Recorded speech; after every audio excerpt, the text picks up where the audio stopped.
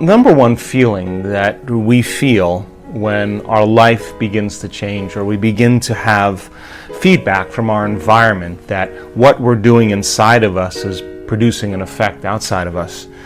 The most common emotion that we feel is a love for life, a joy for existence, grateful, a real deep sense of gratitude. Now think about the emotional signature of gratitude. The emotional signature of gratitude means that something has already happened. When you receive something, or when you're given something, or you are in the process of receiving or have received it, you give thanks. So the moment you start feeling this emotion of appreciation and thankfulness, you will automatically say thank you, which means I've just received something. I'm acknowledging that I'm receiving it from you. So most people live their lives waiting for something outside of them to change how they feel inside of them. They're waiting for their new relationship. They're waiting for their new job. They're waiting for their new mystical moment to occur before they feel the emotions. So basically, they're spending the majority of their time waiting and not creating, living in lack, living in emptiness, living in fear, waiting for that external event to take away their emptiness or pain. That's the Newtonian model of reality, of cause and effect. Turns out, though, the moment you're feeling that lack, you tend to try harder and force and control and try to predict or manipulate the outer world because you're doing everything you can because you're experiencing a separation or polarity from what you want.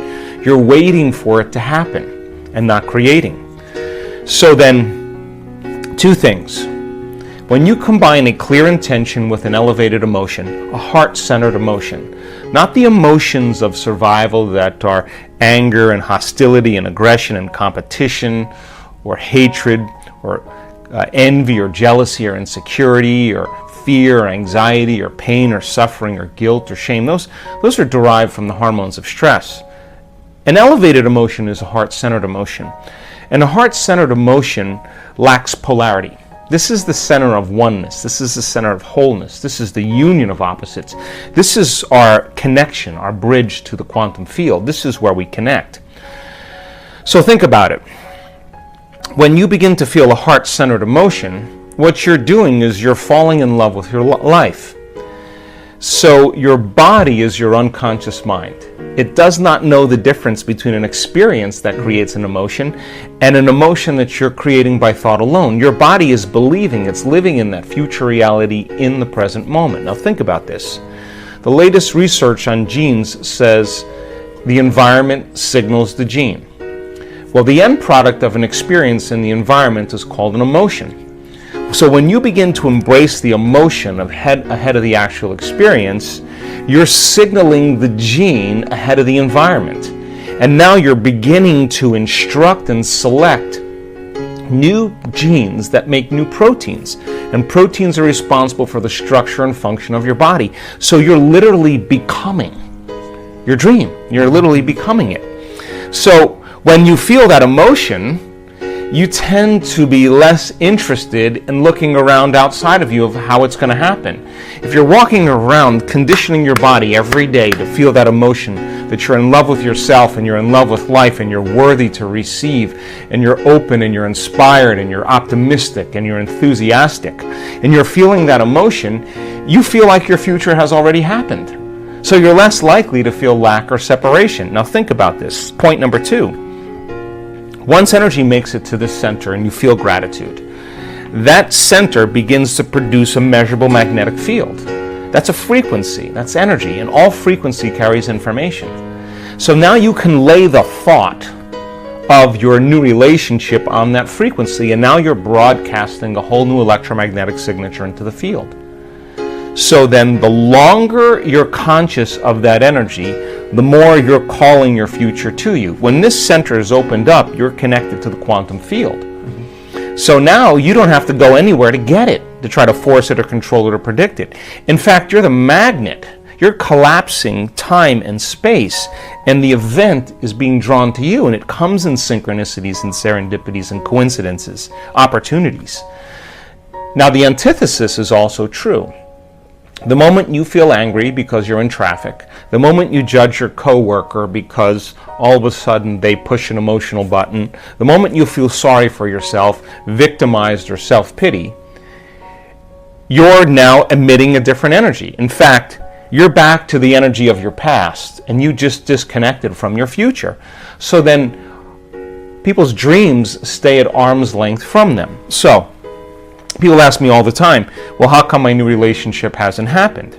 And I tell them the same thing. Take out a piece of paper and write down everything you want in a new relationship and then become that person. Because the question fundamentally is, would you go out with you? So if the answer is you're starting to love yourself so much that you no longer need another person, or you're no longer in lack, then you magnetize an equal. It just happens as a side effect. And it doesn't happen in ways that you can predict.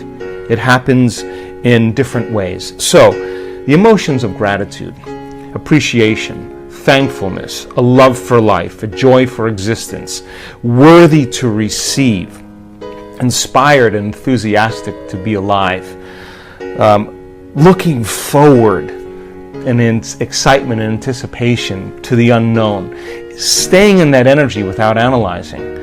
That's the energy that allows the unknown to begin to occur. So what you're doing is you're teaching your body emotionally what that future feels like. And when you're in a state of gratitude, you're in the perfect state to receive the fruits of your efforts.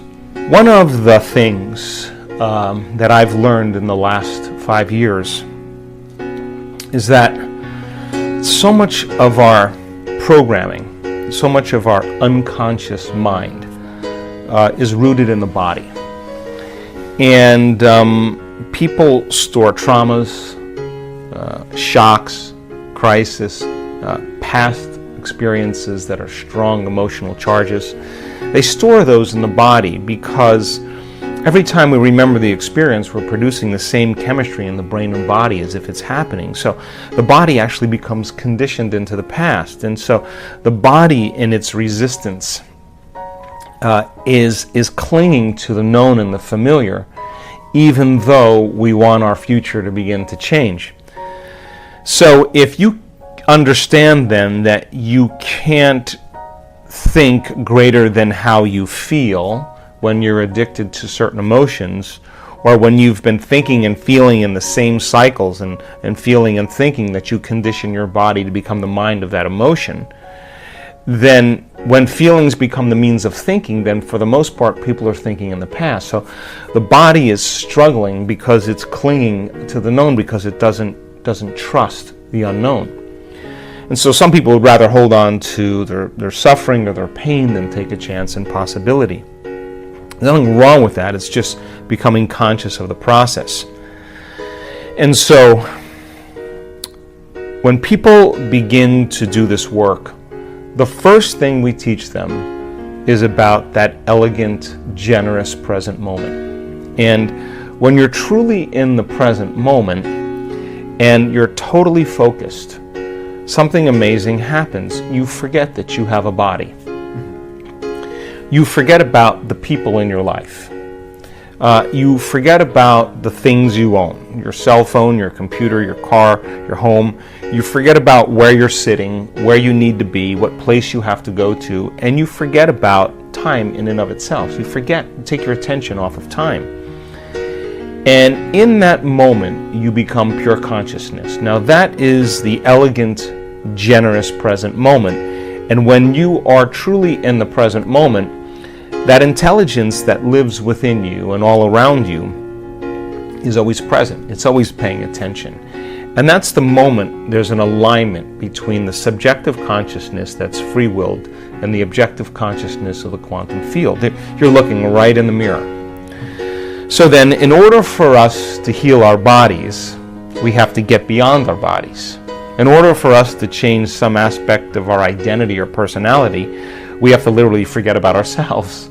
In order for us to change some problem or condition in our life, we have to forget about our present life and forget about the predictable future or the familiar past. And so you can only talk around this concept.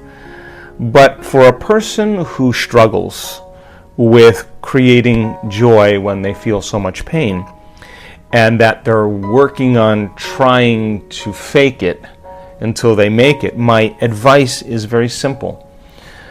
Work on getting beyond yourself. Now, there have been so many people in this work that have struggled and analyzed and tried to get beyond themselves and then tried to fake it and did all those things until they finally just followed the instructions and became nobody, no one, no thing, nowhere, and no time. Once you're that pure consciousness, the next question is, as consciousness, can you begin to put your attention on that field? Can you begin to pay attention to it? To begin to become aware of it, to become more aware of it, to experience it, to feel it, to stay connected to it moment after moment after moment. Now, just because you can't see something doesn't mean it doesn't exist.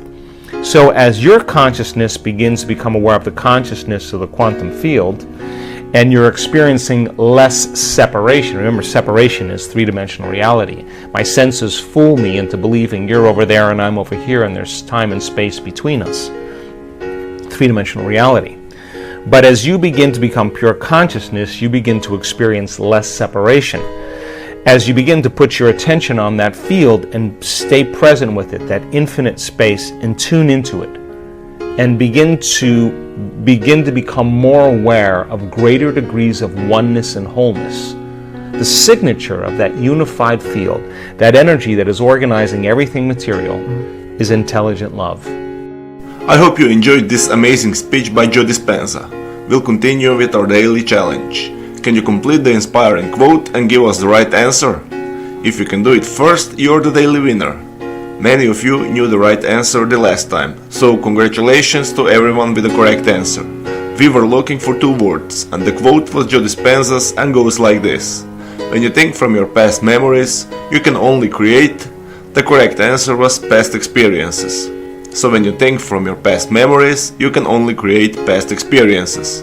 Today we also have the quote that belongs to Joe Dispenza, and it goes like this. Conscious thoughts, repeated often enough, become. So we're looking for two words, and I'm sure you will know the right answer. Write your answer in the comments below the video. Even if you're not sure, try and guess. You might be the winner of this challenge. If you love this video and find it helpful, give your thumbs up and share it with your friends.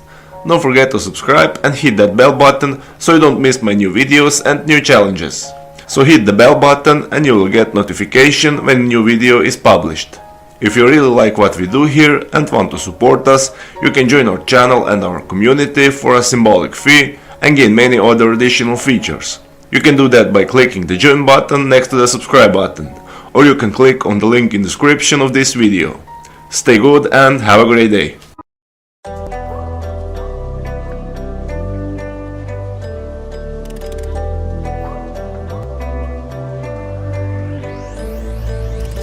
I walk around the streets, everybody smiling. Sun shining bright, so better to be hiding. But you surrounded, don't forget about it. Long days, loud nights.